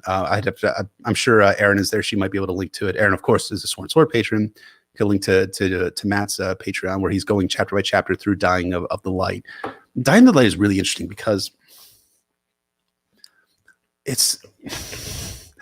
trying to put this as politely as possible. So George writes this book in the 1970s. It is a sci-fi book set on the planet Warlorn, which is a planet which is slowly the sun is going, I think, supernova, and is kind of darkening and withdrawing its light from the planet itself. But the dynamic is not so much about the science fiction elements of it. It's about the characters. Dirk Tellurium, who's the main character of the story, receives a letter from his former love, Gwen. I can't remember her last name. I wish I did. It's been a few years since I've read the book, in which she urges him to come to this planet to help her out. And it's a really, really bittersweet story. It's a really sad story too. And the reason why it's so sad is that when George was writing this, he was going through some personal things in his life. I'll just say that politely. And I think he ended up kind of writing a lot of his own sadness onto the pages of Dying of the Light. And it made it really a compelling story. I mean, it's a great breakup story. It's really sad as well. I think it's great. And Erin says she can't link to because she's not a mod. So I'll try and make you a mod, Erin, going forward. Let's go with that as well. But I think Dying the Light is just a brilliant story. It's lovely. It's an excellent story, very bittersweet, very sad, and has another really great ending as well. One that's actually an ambiguous ending as well. What actually happens at the end of the story? So I'll leave you guys to discover that. So in terms of other stuff I've read by George, I've read one of the tough stories, and I really I got to be honest, I didn't like it a huge amount. I think that the tough and maybe I just read one story. I need to read more of it, but I just ended up finding it a little bit. It's weird. That story itself. I need to read more of Tough Voyaging and more of the Thousand Worlds series, but I've got a bunch of stuff going on in my own life, my own reading of A Song of Ice and Fire. So yeah, I mean, people are talking about in the chat how Dying of the Light has George really nailing the ending, and I think that's absolutely true. Dying of the Light is just a fantastic ending to a story, and it's something that I love really well. Dying of the Light is also, if you're interested in audiobooks like I am, Jorah Mormont, aka Ian Glenn from Game of Thrones, actually reads the story, and he really injects a lot of his own. The way that Jorah Mormont talks and Ian Glenn talks is just a brilliant narration. And for that matter, the audiobook for Fever Dream, which I always talk about, is read by Ron Donachie, who plays Sir Roger Cassell in Game of Thrones. And it's man, that is really, really good. Ron Donachie is a Scottish actor. And the way he narrates the book is so good. Like if you're one of our patrons, you've heard us talk, like me narrate the books. I end up doing a lot of the voices for the characters, Abermarsh and Sour Billy Tipton. And what I'm really doing is just doing pastiche of Donachie's, the way he does the narration of that book, because it's amazing and it's awesome. I love that really, really well. Folks have mentioned The Fattest Leash, who's a great follow on Twitter, who's going deep on George R. R. Martin's whole canon. That's well worth your follow. There's other folks as well who are doing a lot of more of George's work, so that's excellent. So yeah, I mean, it's kind of, other books are also like trying to, other folks are talking about how some of the other books are underwhelming, and I don't know that for a fact, just because I've not gotten as deeply into George's oeuvre in terms of his stories, but the two that I've read in full, Dying of the Light and Fever Dream, are both really, really good, and I strongly recommend that you all check them out because they're excellent. Again, Tough Voyaging might be a different story, so yeah, all good stuff. Guilty Undertaker asks, with Roy Dotrice passing on, should Ian Glenn take over audiobook duties? Okay, so maybe. I mean, I think that's a really good choice for Ian Glenn to do the audiobook version of The Winds of Winter. But there's also another person as well, Viserys Targaryen, aka Harry Lloyd, who did Night of the Seven Kingdoms, which is really an excellent narration. I mean, Harry Lloyd just brings that shit to A Night of the Seven Kingdoms and all the Duncan Egg stories. And what I love the most about it is how we see Viserys Targaryen come up again when he's doing the Aryan Brightflame voice for A Night of the Seven Kingdoms, and this is great. I think it's excellent. I think Harry Lloyd would be a great choice. And I know that he and George, I don't think they talk regularly, but at least Harry Lloyd did a video series. Oh God, what was that called? It's been several years at this point, but where he ends up getting sponsored by North Korea. It's a really fucking great video. It's really funny. But George actually makes a cameo appearance in that video series. So I do think that they are still in contact with each other, and I think it's someone that yeah, I would see as a great audiobook author. I think other folks have mentioned is it Vance, who's the guy who does the Expanse series as a potential narrator for The Winds of Winter. He would also be a really good choice as well. I think I just finished the final published Expanse book about a week and a half ago, which I really, really enjoyed, Tiamat's Wrath. And the Expanse, Amazon series is coming back relatively soon. So if you guys have the chance, please, check out those books. They're excellent. They're written by two people who are connected to George. Ty Frank, who was George's writing assistant for a number of years, and also by Dan Abraham, who George has collaborated with for books like Hunter's Run and various wildcard stories as well. So those are books well worth your time, and a show that's well worth your time as well. All right, let's take a few more questions here.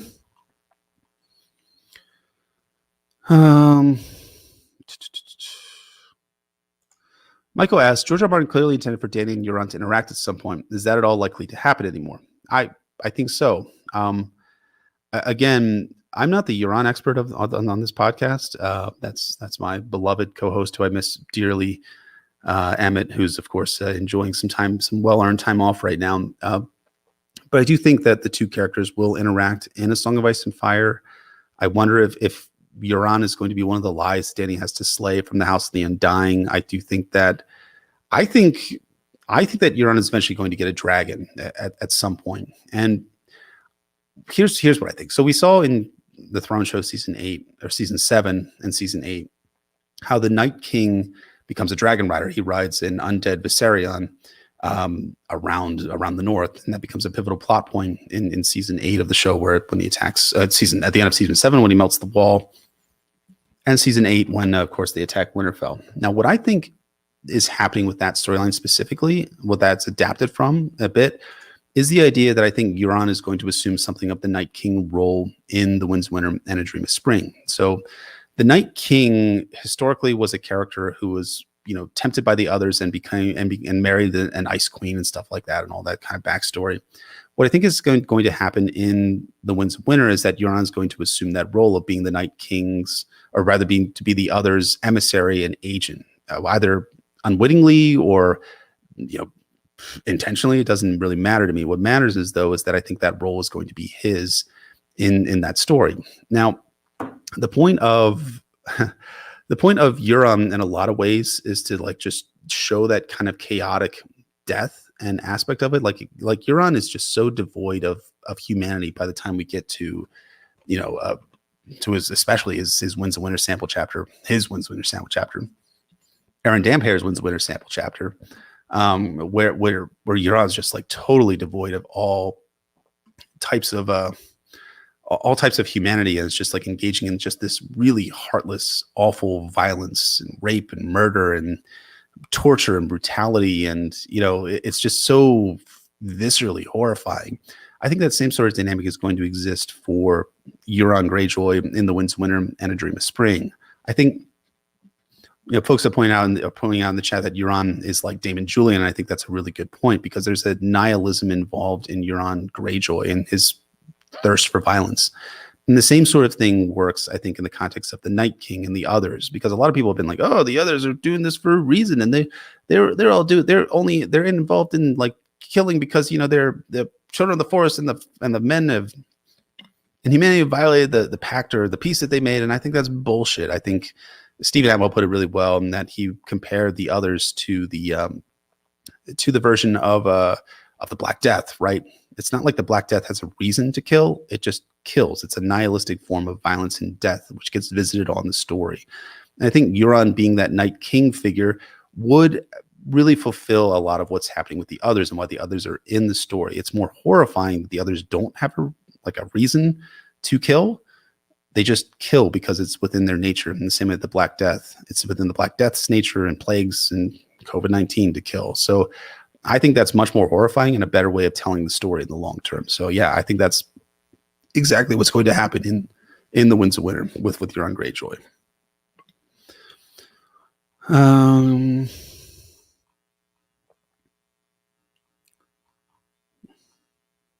lot of people saying they should get the full cast from Game of Thrones to narrate The Winds of Winter. I mean, that'd be nice. I just think that they're thinking as a business. Random House would probably be like, no, that's probably going to be a little bit expensive to bring everyone back to narrate those books. So yeah, I don't think that's going to end up happening.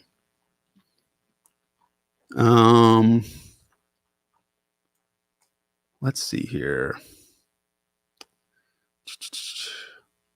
Guilty on Jigger says, I do wonder if the Night King's bride was a metaphor for his deal with the others. I think that's a really powerful point. And I think that's how George R. R. Martin likes to use the backstory and the history of A Song of Ice and Fire to kind of, how things get changed in translation over time, and how events from the 5-year gap end up being not the 5-year gap. What the fuck am I thinking? The events from the backstory and history get changed over time. The meaning gets changed. And, we know from the Royal Ice and Fire that a lot of the stories of the Long Night were passed down orally for thousands of years before before they were actually written down. You could see how storytellers and people who are telling these stories around a campfire end up having changing the meaning over time to make it more fitting within the themes of the current world and setting. I mean, we have the mention of how like there are knights in shining armor thousands of years before there were actually knights in shining armor in Westeros, and how the maesters think that's likely a later story interpolation of how stories get told and how the history gets told. So I think that's a great theory, and I think that's something that is likely to be happening in for the Winds of Winter, and for that backstory, that it's a metaphor for the Night King's deal with the others, just as Euron Greyjoy has made a similar deal, either consciously or unconsciously, with the others to get the power that he has. The Happy Masquerador, interesting name, says, do you think the Winds of Winter and A Dream of Spring will have to be published in 2 volumes each? Okay. Yeah, I mean, okay. So I referenced Admiral Kurd earlier in the podcast for the voice that I ended up using for George R. Martin for the episode proper. I think it's absolutely likely that what's going to happen in the Winds of Winter is that George is going to have to come to a hard choice in the books, and that he's going to have 19 point of view characters for the Winds of Winter, not including epilogue and prologue point of views, or that does include epilogue and prologue point of views. If he ends up having an epilogue, if he ends up not having an epilogue, it's like 18 characters, and he has 1,500 manuscript pages of space really to play with. Like the max maybe is 1,600 manuscript pages.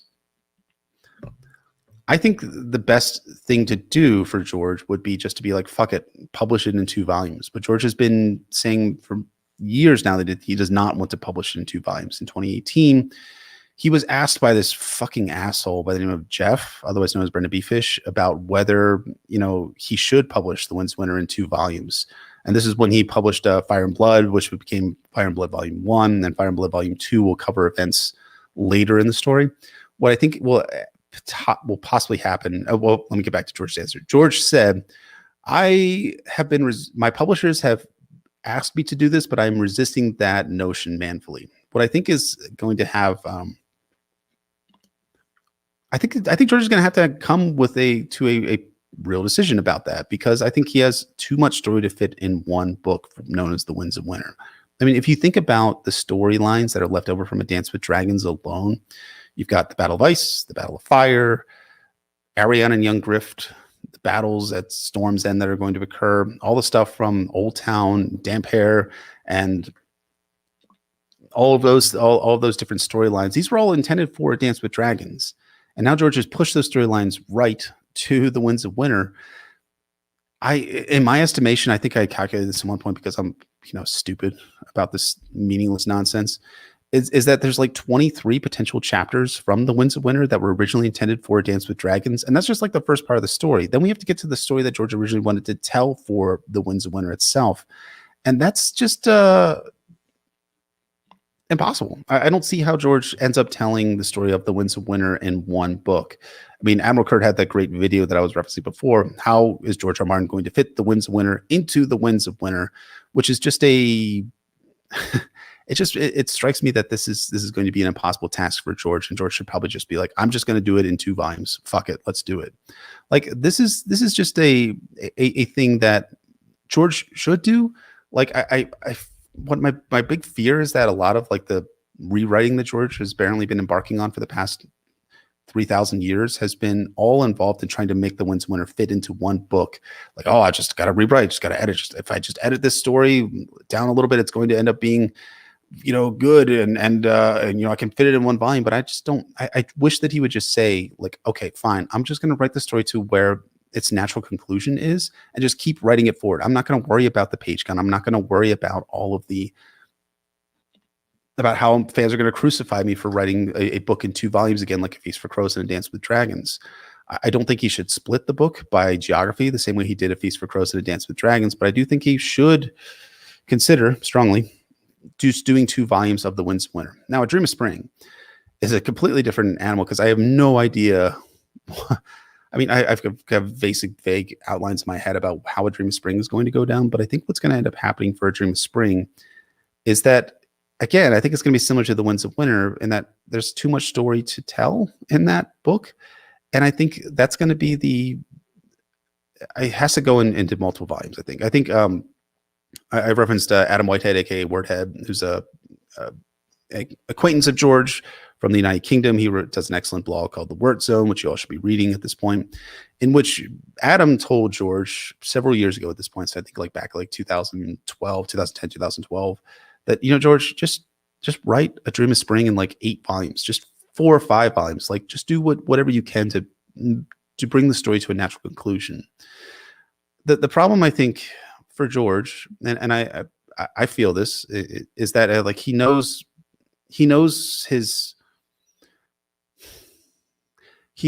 that, he just turned 73 years old today, and he knows that his time on this earth is limited. Everyone, faces the final curtain call in life. And I think he feels deeply that if he ends up splitting The Winds of Winter into 2 volumes and A Dream of Spring into multiple volumes, that's it's going to make it really hard for him to publish all of his works in the time that he's living. And I wish George many, many years of life on this world. I think his work has been phenomenal. It's changed my life. It's changed a lot of you folks who are watching or listening to this podcast, podcast lives really for a long time. And, but I think that George looks at this as like his Lord of the Rings, the book that he really, really wants to publish, and really is going to be what's going to be on his tombstone. Like, this is the guy who published A Song of Ice and Fire. This is the guy who wrote these amazing books. He looks at it as Lord of the Rings. This is magnum opus of all of the stories that he's written his entire career outside of wild cards. He thinks that The Winds of Winter is just or not The Winds of Winter, but A Song of Ice and Fire is the thing that he's always going to be remembered for. And I think that's why he spends so much time trying to perfect the manuscript, why it's taken over 10 years at this point for The Winds of Winter to come out. I think he's trying to make it the best possible book, because he thinks that he has to write as good as J.R.R. Tolkien when he wrote Lord of the Rings. That's an impossible task for George R. R. Martin to do. And I think it's something that he's going to really struggle with in the remaining time that he has. And I wish him all the best and hope that it all turns out. And if he has to write books in multiple volumes, more power to him. And again, like I said, I wish him many, many years.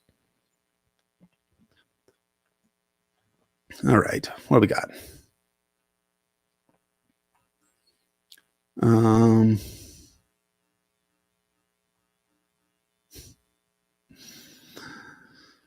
Oh man, a lot of interesting chat going on here.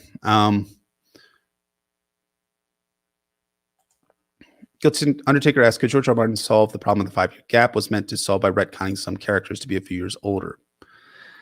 Maybe, but I don't know how he would do that. Like, if Arya is 10 years old at the start of The Winds of Winter, like, you can't just automatically make her 14 years old in Arya's 2nd chapter in The Winds of Winter. You can't make Sansa 17 or 18 years old, or Bran 13 or 14 years old within the space of a chapter, especially if you're keeping that plot momentum going forward in terms of timing the story. So I think that's going to be an impossible ask for George to do, but it's sure.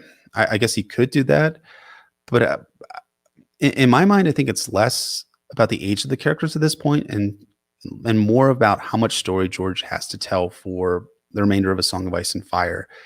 So yeah, he could, rewrite the story to be, come back in which, he could rewrite all the stories and be like, Bran is starting the story at the age of 12 and Arya is 13 and Sansa is 16 or whatnot. But I just don't think that works logically within the context of the story that we have.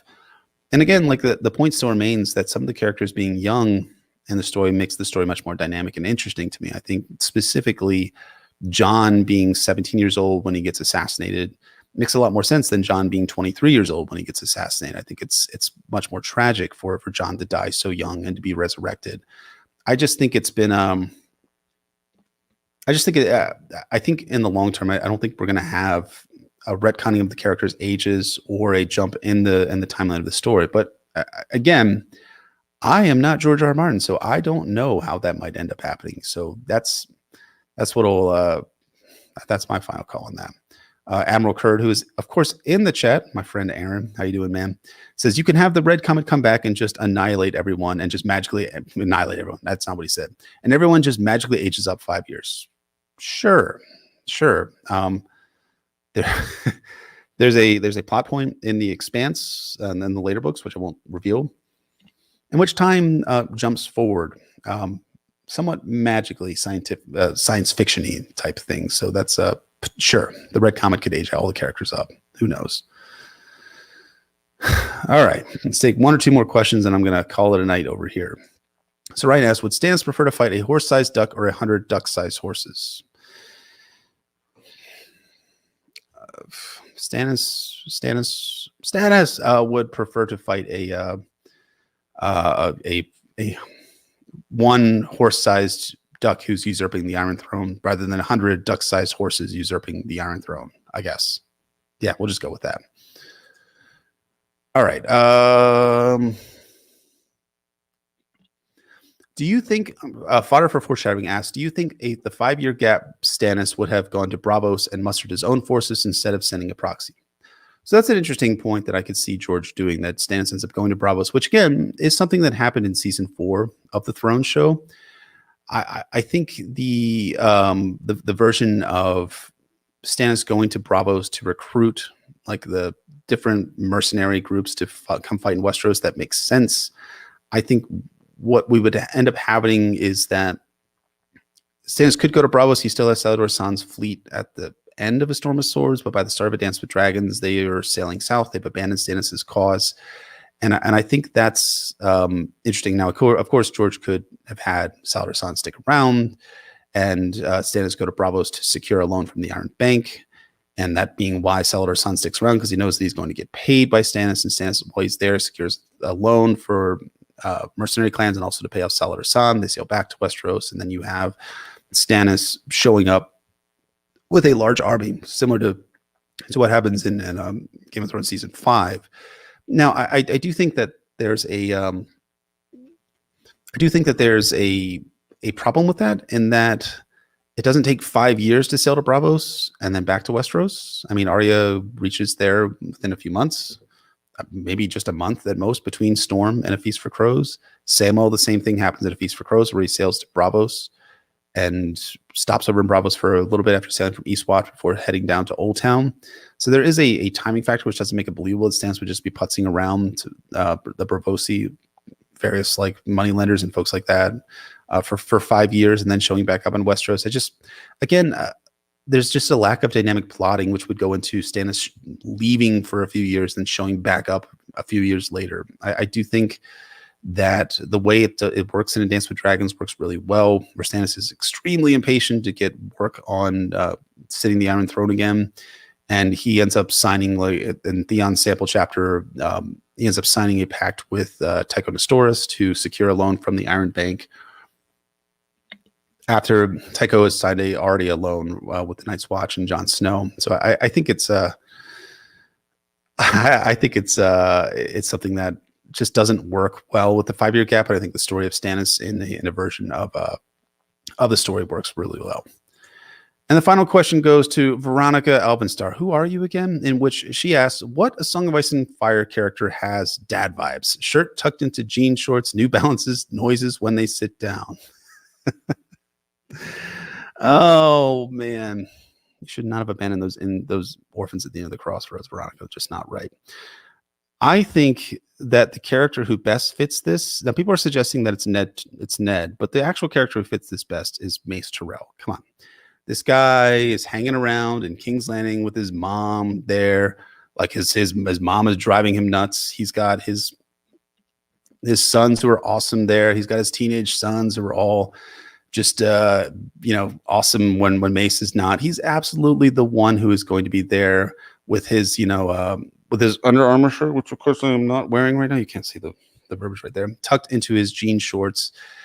He has a beer belly. He has he's sitting around. He's one of those guys that listens to a AM talk radio on the way into the Red Keep in the morning. He really needs to he feels like that he's not being represented as a middle-aged white man in Westeros. Like he feels like things have all gone downhill since they've allowed the wildlings to come south of the wall. And he's also the guy that's concerned about the tax code and thinks that he's working class because, you know, he was a veteran of the war. He fought in Robert's Rebellion, and now everyone's forgetting him. But he's yes, Mace Tyrell is absolutely the dad vibe guy in A Song of Ice and Fire. I think this is something, you know, as a father myself, who is definitely not a dad, or doesn't put off dad vibes. Fuck, I definitely do put off dad vibes, don't I? Fuck, this is the worst. Am I Mace Tyrell? Is this what's happening in my life right now, that I've become Mace Tyrell? Like, for the longest time, I thought I was Jaime Lannister, you know, with the blonde hair, with the being a war hero and shit like that, and a scientist, scholar, servant. Fuck, I'm Mace Tyrell. God, that's the worst note to end a podcast on of all time. Realizing that I'm Mace Tyrell. Jesus Christ. I don't know what to say. I'm undone. You undid me. You all undid me. I'm Mace Tyrell. Fuck. Well, thank you, Veronica. Now I'm going to be set in some existential dread for the next, you know, the remaining 5 or 6 years of my life. God, this is the worst of all time. Wow. Okay. So on that horrifying note, I think that is going to wrap us up for this Not a Cast, this Knack After Dark episode. Thank you so much to all of you for watching, I guess. Thank you for watching me just come undone at the end of this episode. In all seriousness, it's a blast doing this with you all as a single man now here without my husband Emmett with me. But I eagerly looking forward to Emmett coming back next week, and of course we'll have Micah back, who is of course the master of minor characters, who's going to be back to talk about all of those minor wildling characters in that John chapter. It's going to be great. I can't wait to have everyone back. And again, if you've not been looking at Chloe and Emmett's Twitter page, I would strongly recommend that you do this because you're going to find a lot of joy, similar as I found, because they got married back in March, back in April rather, and I was able to attend out there, but I wasn't able to attend this time. But they had another ceremony for folks, and they're doing their honeymoon now, and I'm just I'm so happy for them, and I feel like it's been it's been wonderful having Emmett in my life, and having Chloe in my life too. It's been something that's made my life better, and I know it's made all of your lives better. So I'll be happy to have Emmett back next week. Wish him and Chloe well, and I guess you will see me next time as Mace Tyrell for Storm of Swords, John 1. Bye.